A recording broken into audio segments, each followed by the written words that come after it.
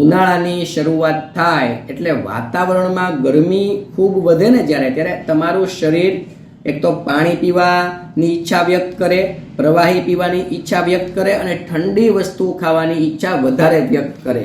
અને તમે જો તમારા શરીરને એક ધારી ઠંડી વસ્તુ આપ્યા કરો ને તો તમારા શરીરમાં અમુક ફેરફાર થવા લાગે છે, જે મોટા ભાગના લોકો જાણતા નથી. તો એના વિશે આજે સરસ મજાની ટૂંકમાં વાત કરવી છે.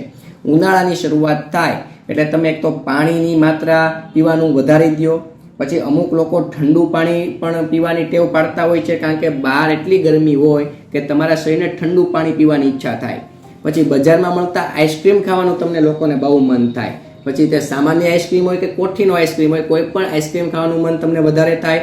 ખાસ કરીને ઠંડા પીણા, કોલ્ડ ડ્રિંક્સ, આ બધું પીવાનું મન તમને લોકોને વધારે થાય. મિલ્કશેક પીવાનું પણ મન તમને લોકોને વધારે થાય. પછી અમુક લોકોને લસ્સી પીવાની ઈચ્છા થાય, કે સ્વીટ લસ્સી છે કે કોઈ પણ લસ્સી, ફ્લેવરવાળી લસ્સી છે તે પીવાની એની ઈચ્છા વધારે થાય. અમુક લોકોને બાસુંદી પીવાનું મન થાય. અમુક લોકોને શ્રીખંડ ખાવાનું પણ વધારે મન થાય. આ બધા દ્રવ્યો ખાવાનું મન જનરલી તમને લોકોને થયા કરતું હોય છે. પરંતુ આ બધા દ્રવ્યો એવા છે કે તમે માપસર ખાવ ને તો તમને લોકોને તે નડતું નથી. પરંતુ તમારે એમાં ગોલા, બજારમાં મળતા જે તમને શરીરને નડે છે એ પ્રકારના આઈસ્ક્રીમ, એ ખાવા પીવામાં તો તમારે હંમેશા વિવેક રાખવો પડશે. જો એ બધું તમારા શરીરને અનુકૂળ નહીં આવે ને તો તમારા શરીરને તે ખૂબ આગળ જતા નડે છે. પરંતુ મેં તમને જે વસ્તુઓ બધી જણાવી છે એ બધી વસ્તુઓ ખાવામાં તમે જો માપ નહીં રાખો તો એક તો તમને કફના રોગો થવાની શક્યતાઓ વધી જાય છે. ઉનાળામાં છે ને આ બધું ખાઓ પીવો ને એટલે કફ જમા થાય. પછી જેવો ઉનાળો પૂરો થાય અને ચોમાસાની શરૂઆત થાય એટલે શરદી, ઉધરસ, કફને કંટ્રોલમાં ન આવે તો કફનો તાવ આવે, અમુક લોકોને શ્વાસ ચડે, અમુક લોકો થાકી જાય. આ બધા ફેરફારો તમારા શરીરમાં જોવા મળે છે.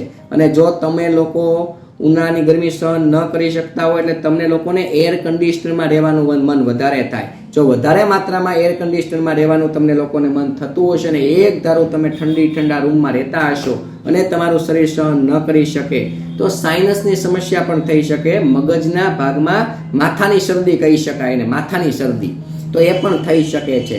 પછી શરીરમાં કફ વધે તો માથું પણ દુખે અને આવી અનેક સમસ્યાઓ થાય છે. તો તમારે લોકોએ આ બધું ખાવા પીવામાં વિવેક રાખવો પડશે. પાણી પીવાનું છે, પરંતુ એકી બેઠકે એકી સાથે પેટ ભરીને પાણી નથી પીવાનું, થોડું પાણી પીવાનું છે. જો એકી સાથે પાણી પીશો તો હોજરીનો અગ્નિ છે તે મંદ પડી જશે, અને હોજરીનો અગ્નિ મંદ પડી જાય એટલે પાચન તંત્ર નબળું પડે, એટલે વાયુ, પિત્ત અને કફના રોગો વધતા જાય છે. એટલે તમારે લોકોએ એકી સાથે પાણી નથી પીવાનું, થોડું પાણી પીવાનું છે. ઠંડુ પાણી સદંતર અવોઇડ કરવાનું છે. આ વસ્તુ ખાસ ધ્યાન રાખજો. શ્રીખંડની વાત કરી દઉં તો શ્રીખંડ ખાવામાં પણ વિવેક રાખવો પડશે. જો શ્રીખંડ ખાવામાં તમે માપ નહીં રાખો તો પણ કફના રોગો વધે છે. એટલે આ બધું થોડુંક ધ્યાન રાખવાનું છે.